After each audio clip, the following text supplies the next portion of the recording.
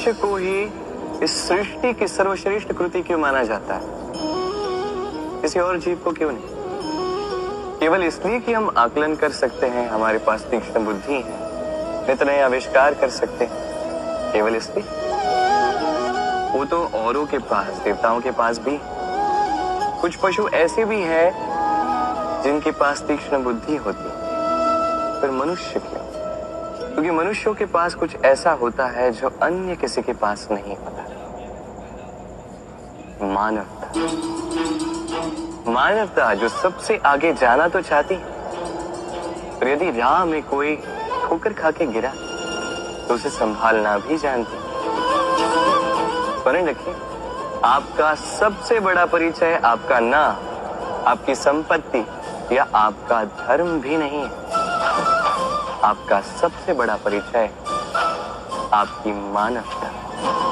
तो समय समय पर इस मानवता का परिचय दिया कीजिए, दूसरे मनुष्यों की सहायता कीजिए, अन्य जीवों की सहायता कीजिए। अपने आप चरना जो है ये पशुओं की प्रवृत्ति। मनुष्य वो जो दूसरों के लिए मरता है, मनुष्य वो जो दूसरों को मरने से बचाता है। इस मानवता को जगाइए और इस जीवन को जीना आरंभ करें। इस संसार में माता पिता अपने संतान को सबसे बड़ी भेंट क्या दे सकते हैं? वैभव, सुविधाएं, घर या उसके आसपास भी। संसार में माता पिता अपनी संतान को सबसे बड़ी भेंट संस्कार दे सकते हैं। अब उसके लिए समय की आवश्यकता होती है।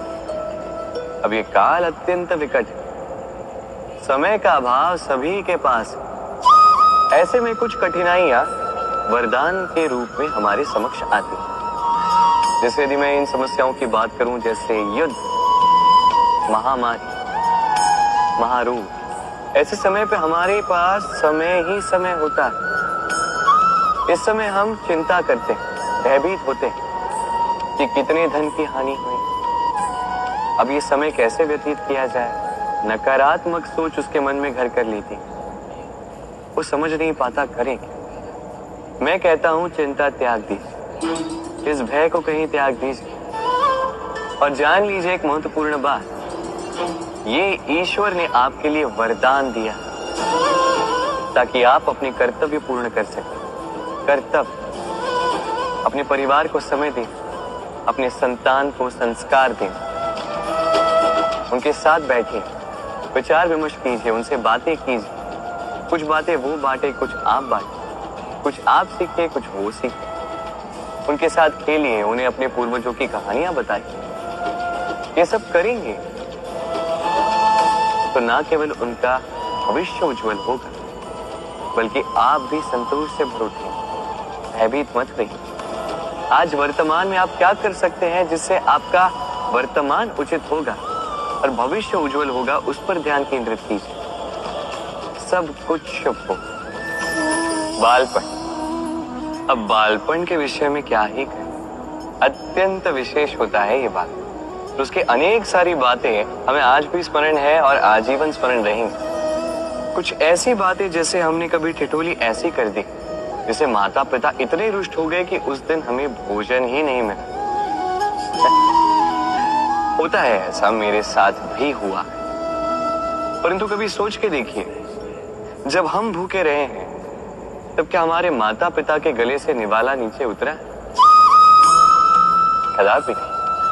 हम तो अभी बात कर रहे हैं माता पिता की, किंतु जब बात स्वयं की भी हो, हम भी कभी किसी जानकार के विषय में, किसी भिक्षुक के विषय में ये जान लेते हैं कि वो भूखा रह गया, तब भी हमारे गले से निवाला नीचे नहीं उतरता। और ये बात जो है, जब समाज पे एक बहुत बड़ी विपदा आती है तब स्पष्ट रूप से ये बात सामने आती है। जैसे कोई महायुद्ध हो या महामारी हो, तब मन अशांत हो जाता है। और तब यदि आपको शांति प्राप्त करनी है तो एक ही मंत्र है, सेवा करें। जितनी हो सके उतनी सेवा कीजिए। समाज में कितने सारे लोग हैं जो भूखे पेट ऐसे ही सो जाते हैं। किंतु यदि हम में से हर एक व्यक्ति प्रयास करे, उचित रूप से प्रयास करे, तो कोई भूखा नहीं सोएगा। एक अत्यंत महत्वपूर्ण बात स्मरण रखिए, किसी दरिद्र, किसी भूखे को भोजन कराना ईश्वर को प्रसाद चढ़ाने से भी महान कार्य है, क्योंकि ईश्वर दरिद्र की पुकार में बसते हैं। और मान लीजिए यदि उस भिक्षुक ने आपका भोजन ग्रहण कर लिया, अर्थात ईश्वर ने आपका भोग ग्रहण कर लिया, क्योंकि ये मानवता, ये सेवा ही ईश्वर की सबसे बड़ी आराधना। तो इस आराधना में विलीन रहिए। कभी कभी हम जीवन में सोचते हैं वो व्यक्ति जो धर्म के पथ पर चलता है, यदि उससे कोई भूल हो जाती है तो नियति तुरंत ही उसे कठोर दंड दे देती है। परंतु वो लोग जो संसार के बड़े से बड़े अधर्मी हैं, बुरे से बुरे कर्म करते हैं, उन्हें नियति अनेक अवसर देती है। उन पर नियति इतना कठोर प्रहार नहीं करती। ये सोच आती है कभी न कभी मन में। अब सोचिए ऐसा क्यों है? देखिए, जीवन को अधिकतर लोग एक ही पहलू से देखते हैं, हर पहलू से देखना चाहिए। मुझे बताइए, क्या संसार में कोई भी अधर्मी प्रेरणा स्रोत बन सकता है? कदापि। जो व्यक्ति स्वयं की ही आत्मा को मलिन कर देता है, वो संसार को प्रेरणा क्या देगा? वो स्वयं ही समझ नहीं पाता उचित क्या है, धर्म क्या है, तो नियति उसे एक अवसर देती है। अवसर देती है समझने का उचित क्या है, धर्म क्या है। अवसर देती है विवेक जगाने का, अवसर देती है अपनी अंतरात्मा की पुकार सुनने का। जब ये भी नहीं होता तो नियति के पास एक अंतिम विकल्प शेष रह जाता है, और वो है महाविनाश।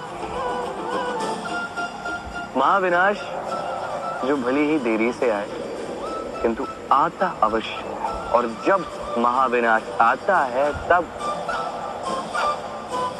महाविनाश की पीड़ा समस्त मनुष्य जीवन की पीड़ा से कहीं अधिक होती है। ये बात सदैव स्मरण रखिए। अब दूसरा व्यक्ति जो धर्म के पथ पर चल रहा होता है, उससे यदि कोई भूल हो जाती है तो नियति उसकी परीक्षा लेती है। उस समय मनुष्य को लगता है कि नियति ने उसे कठोर दंड दिया, पर समय के साथ हम सभी देखते हैं, जब वो व्यक्ति उस परीक्षा में उत्तीर्ण हो जाता है, उस समस्त संसार के लिए प्रेरणा स्रोत बन जाता है। अर्थात नियति हर एक व्यक्ति को उसके कर्म का उचित फल देती है, उचित दंड भी देती है। अंतर है तो बस समय और आपकी सोच का। दुविधा। कई बार जीवन में हम उस मोड़ पे पहुंच जाते हैं जहां हम समझ नहीं पाते कि अब किस दिशा का चयन किया जाए। कभी यहां जाना उचित लगता है, कभी यहां जाना उचित लगता है, कभी दोनों मार्ग पर आगे बढ़ना आवश्यक लगता है, किंतु वो तो हो नहीं सकता। तो कभी कभी ऐसा भी लगता है कि कदाचित यहीं रुक जाना उचित है, कहीं ना जाना ही उचित है। अब इसी को तो दुविधा कहते हैं। संसार में ऐसी कोई दुविधा नहीं है जिसका समाधान ना। ये दुविधा स्वाभाविक है, और आपकी इस दुविधा को थोड़ा सरल बना देता है। दुविधा में जब भी चयन करें तो ये सोचकर करें कि आपके इस चयन का इस संसार पर, इस समाज पर क्या प्रभाव पड़ेगा। अपनी लाभ और हानि के विषय में सोचना छोड़ दीजिए और कर्म कीजिए संसार के हित के लिए, आने वाली पीढ़ी के हित के लिए। सोचिए कि आपके इस कर्म से उनके जीवन का उद्धार कैसे होगा, क्योंकि यही विचार उचित विचार।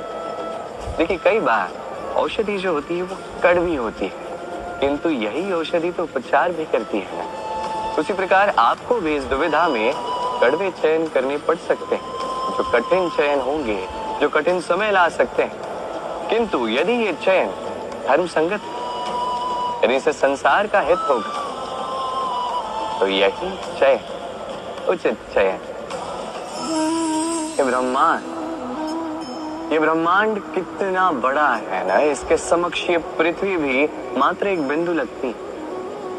अब इसी पृथ्वी पर हम कौन है, हमारा आकार क्या है, हमारा अस्तित्व ही क्या है। जब हम ऐसे सोचते हैं तो लगता है कि हम कुछ है ही नहीं। अब जब हम कुछ है ही नहीं तो हमें चिंता किस बात की है, भय किस बात का, किससे भयभीत होते हैं। कौन है जो हमें मार सकता है, कौन है जो जन्म दे सकता है, जबकि आत्मा ना कभी जन्म लेती है ना ही कभी मरती। आत्मा बस शरीर बदलती। आप, मैं, हम सभी ये शरीर नहीं, हम आत्मा है जो परमात्मा का परम अंग है। इसलिए स्मरण रखिए, आपको बाहर नहीं देखना, स्वयं में देखना है, यहाँ झांकना है, आत्मा को पहचानना है। क्लेश, भय, चिंता, इससे स्वयं को दूर कीजिए, आप पहचान जाएंगे परमात्मा कौन। हम सभी धर्म के विषय में विचार करते हैं, कभी स्वयं के धर्म के विषय में, कभी किसी अन्य के धर्म के विषय में, कभी हम अधर्म देखते हैं उसके विषय में विचार करते हैं। अनेक बातें होती हैं, किंतु ये धर्म क्या है, ये कौन समझता है? यदि मैं आपको उत्तर दूं तो उत्तर सरल है। धर्म वो जो मनुष्य को अन्य मनुष्यों के साथ या इस समस्त सृष्टि के साथ आनंद के साथ जीना सिखाता है। इसलिए तो कभी आप किसी धार्मिक स्थान पर जाइए, उस धर्म के स्थान पर जाके हमें शांति की अनुभूति होती है। परंतु धर्म का ज्ञान हो, इसका अर्थ ये नहीं कि व्यक्ति धर्म के पथ पर चल ही पाएगा। कई बार संबंधों में संघर्ष जब बढ़ जाता है, तब इच्छाएं जन्म लेती, क्रोध जागता है, अहंकार जन्म लेता है और फिर नाश होता है इस धर्म का। इसलिए दूसरा सबसे महत्वपूर्ण गुण जो इस सारथी में होना चाहिए, वो है धर्मवीर होना। अब देखना यह है कि कौन होगा वो व्यक्ति जो इस स्वयंवर में अपने धर्म पर अटल रहता है। क्योंकि वही व्यक्ति इस संसार से लुप्त होकर धर्म के इस पुनर्स्थापना के महाकार्य मेरा सारथी बन सकता है। कर्म, धर्म, ज्ञान, इनकी सीढ़ी पर कई सारे लोग चढ़ पाते हैं। इन परीक्षाओं में कई सारे लोग उत्तीर्ण हो भी जाते हैं, परंतु शिखर पर पहुंचकर शासन वही करता है जिसके पास होता है ये चौथा गुण भी, समर्पण। अत्यंत महत्वपूर्ण गुण है ये समर्पण, अत्यंत आवश्यक है। पूर्ण समर्पण अपने लक्ष्य के प्रति, समर्पण अपने कर्तव्य के प्रति, समर्पण अपनी आत्मा से निकले स्वर के प्रति, समर्पण अपने रथी के प्रति, अर्थात मेरे प्रति। अब इस परीक्षा में अत्यंत कठिन मोड़ आरंभ होगा, जहां सारथी को समर्पण की कसौटी पर परखा जाए और उस पर उत्तीर्ण होने के पश्चात ही उसे धर्म स्थापना के रथी की बागडोर सौंप दी जाए। देखते हैं क्या होता है। संबंधी कौन होता है? वही जो सुख दुख में साथ निभाए, वही जो विपदा के समय आपके साथ आकर खड़ा हो जाए।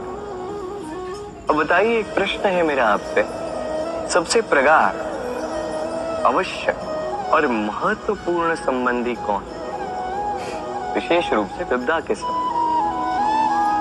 कोई कहेगा माता, कोई कहेगा पिता, कोई कहेगा भाई बहन आदि इत्यादि।